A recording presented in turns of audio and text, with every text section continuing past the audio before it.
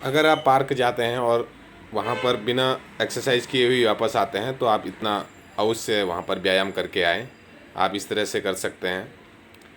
और इसके बाद आप इस तरह से हाथों को पीछे की तरफ पूरा, हाँ, इस तरह से ले सकते हैं और ऊपर की तरफ।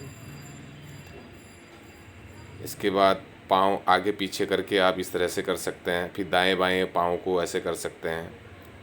तो इसी क्रम में फिर आप ऐसे दंड बैठक आप लगा सकते हैं, जिससे आपकी थाई और ये मजबूत होती हैं, हमारी जांग मजबूत होती हैं इससे। और इस तरह से ये वाला आप योग भी कर सकते हैं।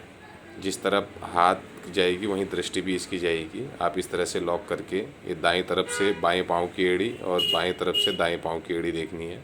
और इस तरह से दोनों कोहनी को लॉक करके आगे की तरफ और पीछे की तरफ आपको, जिससे आपकी कमर आपकी पतली रहेगी। इस तरह से आप दाएं और बाएं भी कर सकते हैं। इसके बाद आप हाथ गोल गोल घुमा सकते हैं, जो हमारे शोल्डर थोड़ा मजबूत होते हैं इससे। और फिर दोनों हाथों से आगे की तरफ। और इसी क्रम में फिर आप पीछे की तरफ इसको उसके विपरीत दिशा में कर सकते हैं। और ऐसे फ्लाई आप कर सकते हैं, जैसे बड़ी उड़ान भरनी है तो इस तरह से आप कर सकते हैं।